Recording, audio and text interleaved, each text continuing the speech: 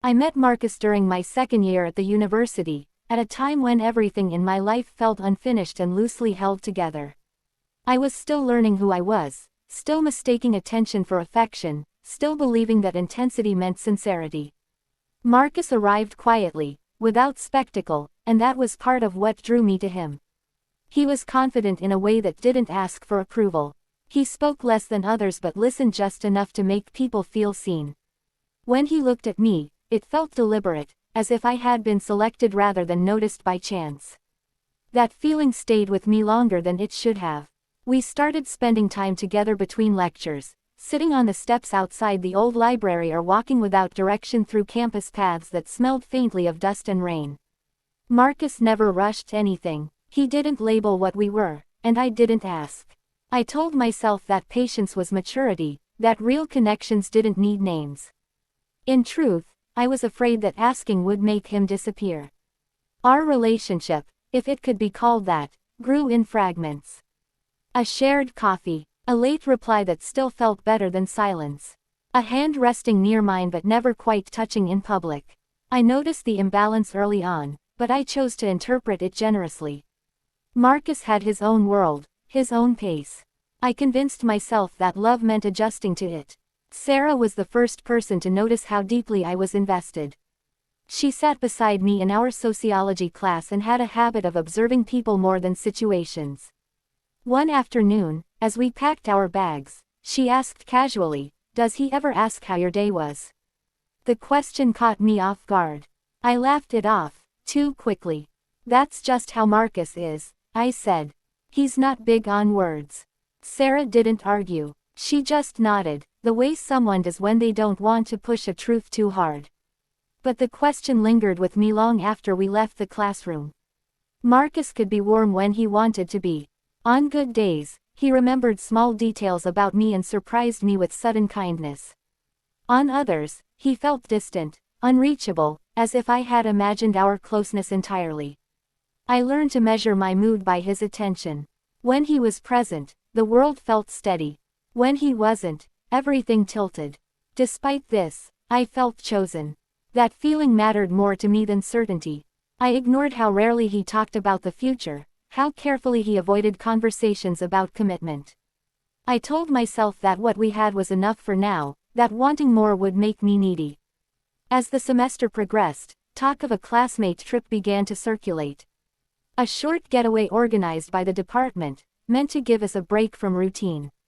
When Marcus mentioned he was going, my heart lifted in a way that surprised me. I imagined long conversations, shared laughter, moments that would finally pull us closer. "You're coming too, right?" he asked, almost as an afterthought. I said yes immediately, before considering why his tone hadn't sounded excited. I clung to the idea that time alone, away from the noise of campus, would change something between us. That it would make us real. In the days leading up to the trip, Marcus was more attentive than usual. He checked in, asked questions, smiled more easily. The sudden shift filled me with hope, even as a quiet part of me wondered why it took a trip to earn his interest. The night before we left, I lay awake replaying our conversations, searching for meaning in every word. I told myself that this was the beginning of something solid, something worth waiting for. I didn't yet understand how hope, when misplaced, can be the most dangerous thing of all. As the bus pulled away from the university gates the next morning, I looked at Marcus sitting beside me and felt certain that whatever happened next would matter. I just didn't know how much it would cost me.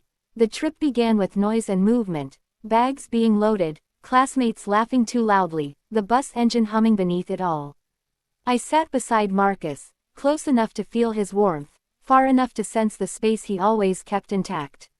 He looked relaxed, scrolling through his phone, occasionally glancing out the window as if the journey mattered more than the company. As the campus disappeared behind us, I tried to match his calm.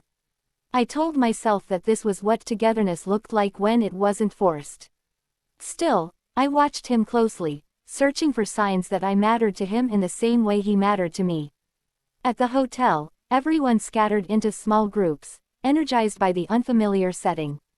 The place was modest but comfortable, surrounded by hills that muted sound and made conversations feel private even in open spaces. Marcus drifted easily from one group to another, effortlessly social, while I stayed mostly at his edge, unsure where I fit. Sarah caught my eye during lunch and raised an eyebrow, a silent question. I smiled in response, though my chest felt tight.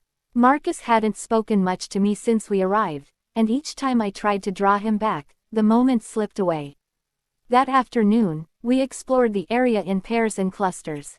Marcus walked beside me for a while, pointing out small details, the way the light shifted across the hills, the quiet that settled when the wind paused.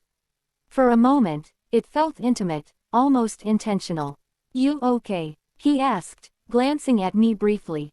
I nodded, even though the answer was complicated.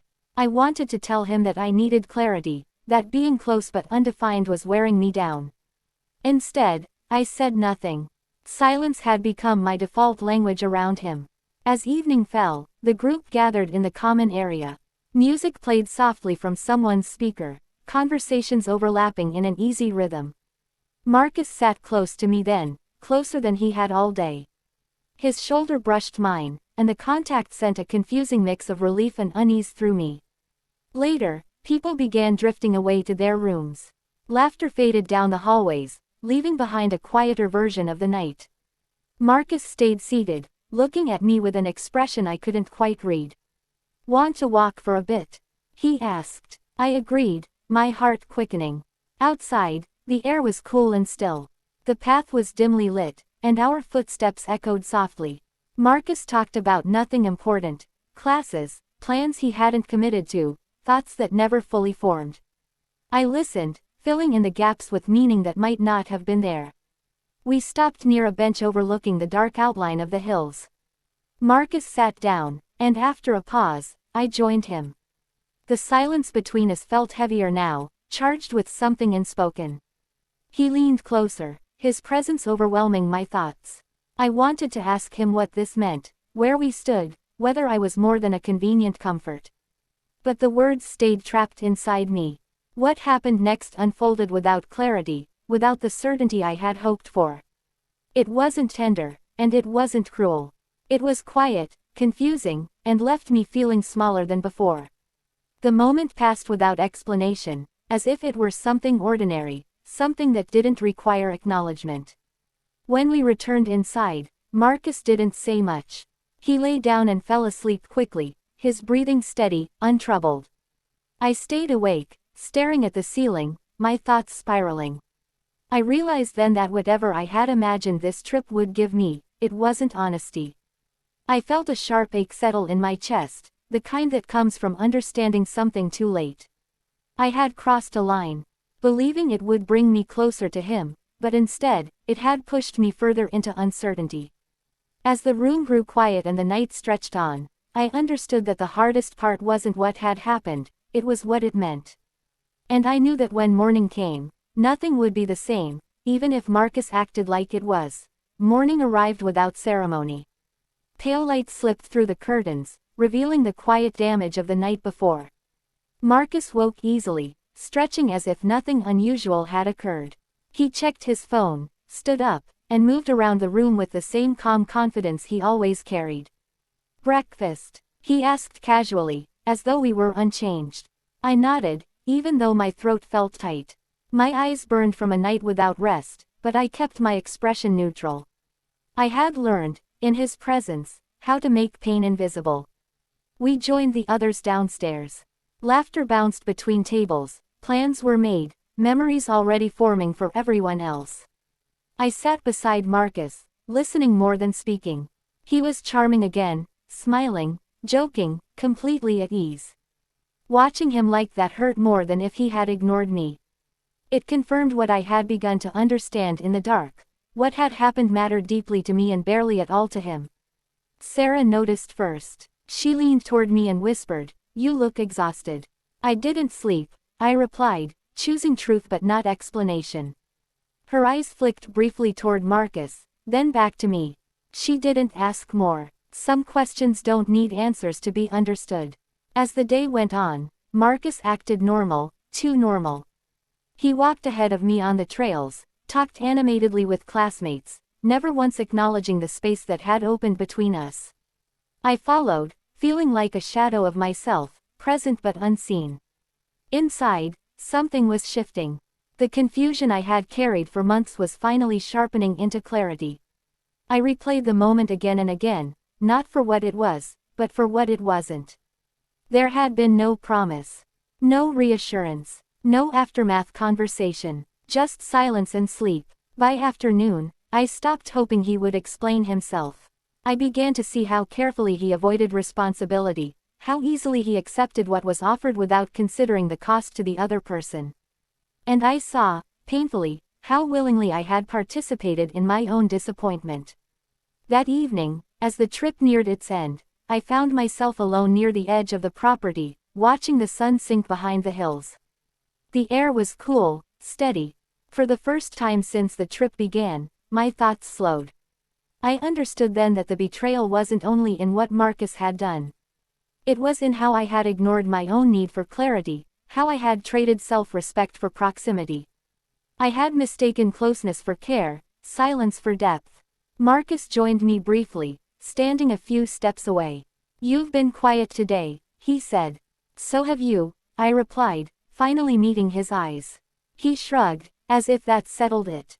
"I'm just tired." That was the moment something in me settled too. Not with anger, not even with sadness, but with acceptance. He was never going to give me what I needed, because he never intended to. When the bus pulled away the next morning, I didn't sit beside him. He didn't comment on it. The distance between us felt deliberate now, chosen rather than feared. Back on campus, life resumed quickly. Classes, assignments, passing conversations. Marcus blended back into the rhythm of university life, unchanged. I carried the experience quietly, letting it reshape me in subtle ways. I didn't confront him. I didn't demand answers. I let the connection fade, piece by piece, until it became a memory instead of a wound. What stayed with me wasn't the night itself, but the realization that love without honesty can leave you lonelier than being alone. I learned that infidelity isn't always loud or obvious. Sometimes it happens in silence, in half choices, in moments that one person carries forever while the other forgets by morning. And though I moved forward, a part of me would always remember how easily hope can turn into regret, especially when you give your heart to someone who never planned to hold it.